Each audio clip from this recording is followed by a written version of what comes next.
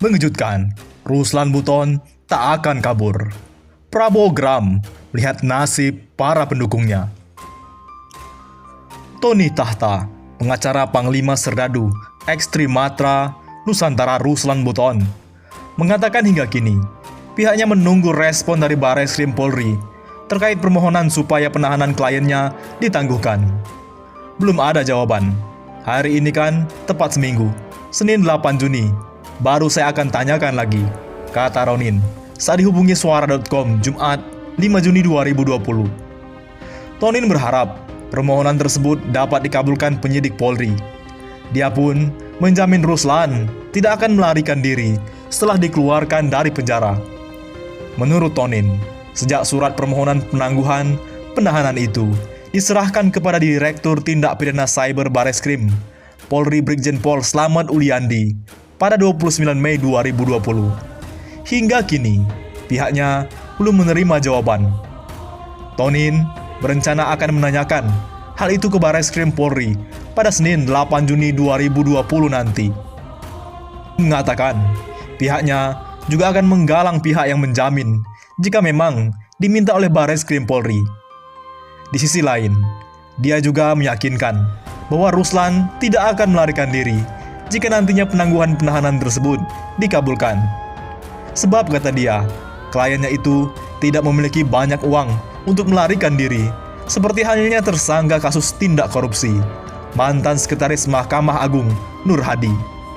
Mau kabur kemana? Nggak ada uang dia. Yang kabur itu kan yang banyak uangnya. Koruptor begitu kan? Kayak Nur Hadi. Dia mau kabur kemana? Ujar Tonin. Di sisi lain, lu fitnah dan adu domba Prabowo dengan umat. Anggota DPR RI dari Partai Gerindra, Habibur Rahman meluapkan emosinya di media sosial. Ia tidak terima dengan pernyataan kader partai lain yang menyerang Gerindra dan memfitnah Prabowo Subianto. Pendiri Advokat Cinta Tanah Air atau AKTA itu menyindir salah satu partai yang ketua umumnya ditangkap KPK karena kasus korupsi. Habibur Rahman membandingkan partai tersebut dengan Gerindra. Ia mengatakan, tak satu pun anggota DPR dari Gerindra yang pernah ditangkap KPK karena korupsi.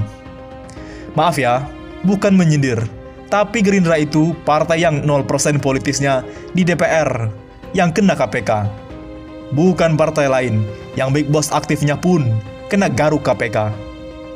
Rakyat sudah cerdas dan gak akan lupa kelakuan kalian, kata Habibur Rahman melalui akun Twitternya.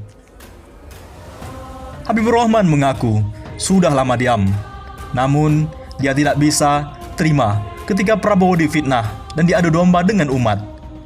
Gue sudah kelamaan diam, lu pada fitnah dan adu domba Pak Prabowo dengan umat. Gua nggak akan berhenti ingatkan rakyat kalian pernah maling gede-gedean waktu pegang kuasa, tegasnya. Nggak ada angin, nggak ada badai, lu fitnah Pak Prabowo. Diingatkan bahwa 0% DPR Partai Gerindra tidak ada yang terjerat korupsi, lu ngamuk. Apa benar kalau orang terlalu banyak makan uang haram korupsi sapi jadi dungu? Cuma nanya, sindirnya. Habibur Rahman menyebut kader partai lain yang kerap memojokkan Gerindra dan Prabowo Subianto merupakan politisi bermental korup. Pak Prabowo selamatkan puluhan triliun uang rakyat, lu kepanasan. Gua hajar kartu prakerja, lu kelonjotan. Memang susah merubah mental korup kalian, katanya. Kami bantu Lutfi pengibar bendera, kalian hanya nonton. Kami protes Kemenkumham soal ulama digunduli, kalian bengong. Kalian malah fitnah Pak Prabowo. Kok ada ya orang sejahat kalian? Hati-hati tenggelam, tandas Habibur Rahman. Seperti Ruslan Buton terdahulu, beginilah nasib pendukung Prabowo Subianto. UAS mengaku diperlakukan buruk BUMN. Kalau dukung petahana lebih lancar. Ustadz Abdul Somad secara gamblang mengakui mendapat perlakuan tak mengenakan dari BUMN seusai menyatakan dukungannya untuk Prabowo Subianto di Pilpres 2019 lalu. Ia menceritakan, bahkan sempat batal diundang BUMN setelah deklarasi dukungan itu. Terkait hal buruk yang dialami Ustadz Abdul Somad, pakar hukum tata negara Refli Harun pun angkat bicara.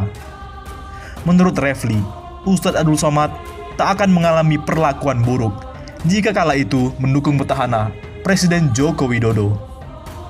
Ada satu BUMN yang sudah menyiapkan 3.000 nasi kotak, tiba-tiba membatalkan 2 jam sebelum takblik akbar. Ucap Abdul Somad dikutip dari kanal YouTube Refli Harun. Ada BUMN yang mengundang saya setahun sebelumnya untuk hari ulang tahun, tapi dibatalkan seminggu sebelum hari H. Tak hanya itu, Ustadz Abdul Somad juga mengalami hal buruk lainnya, yakni ibadah umroh yang sudah direncanakan tiba-tiba dibatalkan. Ada yang sudah siap-siap untuk umroh bersama saya 600 orang. Sudah siap tiketnya, sudah siap hotelnya, tapi malah dibatalkan, sambungnya. Mendapatkan perlakuan buruk, Ustadz Abdul Somad mengaku sempat kebingungan. Pasalnya, hal yang dilakukannya bukanlah suatu kejahatan. Terkait hal itu, ia pun meminta pendapat hukum tata negara Refli Harun. Saya bukan penjahat, saya bukan melakukan perlawanan mengangkat senjata, ujarnya. Jika kalau menurut hukum tata negara itu, yang saya dapat apa unsurnya, Bang Refli? Menurut Bang Refli, Ustadz Abdul Somad mengalami perlakuan diskriminatif. Sebab setiap warga negara disebutnya punya hak yang sama untuk memberikan dukungan pada calon presiden pilihannya. Yang diterima itu adalah perlakuan diskriminatif itu. Jadi tidak equality before the law akan setiap warga negara bersama kedudukannya dalam hukum dan pemerintahan. Jadi no matter Anda dukung 01, 02, perlakuan harus sama, tandasnya. Lantas, Refli menyebut pembatalan yang dilakukan BUMN itu berkaitan dengan dukungan yang diberi Ustadz Abdul Somad kepada Prabowo.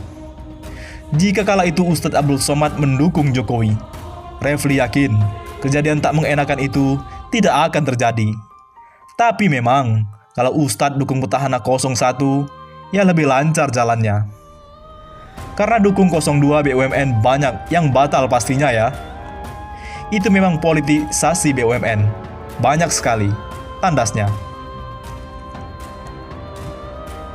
Tak kecewa Prabowo jadi menteri. Pada kesempatan itu, sebelumnya Ustadz Abdul Somad mengaku tidak kecewa, meski akhirnya Prabowo Subianto masuk ke dalam pemerintahan. Sebelumnya Ustadz Abdul Somad menyatakan dukungannya kepada Prabowo Subianto dan Sandiaga Uno dalam Pilpres 2019 lalu. Namun, setelah kalah, Prabowo Subianto justru masuk ke dalam pemerintahan dan didaulat menjadi Menteri Pertahanan. Terkait hal itu, Ustadz Abdul Somad pun mengaku tak merasakan kecewa sedikit pun. Ia selama ini hanya mendukung ide dan gagasan Prabowo Subianto saat Pilpres 2019. Pernyataan itu disampaikan Ustadz Abdul Somad untuk menjawab pertanyaan pakar hukum tata negara Refli Harun. Mulanya, Refli Harun menyinggung kekalahan berkali-kali Prabowo Subianto dalam ajang Pilpres. Ustadz nggak kecewa. 2 hal. Pertama, yang Ustadz dukung kalah. Kalahnya 2 kali, 3 kali bahkan. Dulu pernah cawapres, ucap Refli Harun. Akhirnya masuk kabinet. Gimana Ustadz? Menanggapi pertanyaan itu, Ustadz Abdul Somad mengaku selama ini tak pernah menjadi fans Prabowo. Yang pertama, saya tidak menjadi fans orang, tapi ide dan gagasan, ucap Abdul Somad. Sehingga saya tidak kecewa karena gagasan akan diperjuangkan oleh siapapun. Lebih lanjut, ia mengaku tak memutuskan sendiri untuk mendukung Prabowo. Ustadz Abdul Somad mengatakan ia mendapat saran dari sejumlah ulama. Saran ulama itulah yang lantas membuatnya yakin menyatakan dukungan untuk Prabowo di Pilpres 2019. Yang kedua, bahwa saya tidak berpikir sendiri, tidak berijtihad sendiri. Saya melihat fatwa ulama, terang dia. Ulama yang zahir, yang melihat dari analisa. Ulama yang batin, yang selalu mendapatkan inspirasi. Wahyu sudah terputus, tapi mereka mendapat ilham karena kejernihan hatinya. Mereka yang menyuruh saya, sambungnya. Menurut Ustadz Abdul Somad, Saat itu ia beranikan menerima semua konsekuensi setelah menyatakan dukungan untuk Prabowo. Meskipun begitu, ia kembali menegaskan tak sedikit pun merasa kecewa setelah Prabowo memutuskan masuk dalam pemerintahan. Lalu kemudian, ketika saya menyampaikan dengan segala macam konsekuensinya, saya terima. Lalu kemudian terjadi apa yang terjadi? Tidak ada kekecewaan sedikit pun. Karena itu adalah yang sudah saya lakukan, jelasnya. Ia mengaku hanya tak ingin disalahkan umat Islam di masa mendatang jika tak menyatakan pilihannya saat itu. Saya hanya melakukan yang perlu saya lakukan agar umat tidak menyalahkan saya di masa yang akan datang, tungkasnya.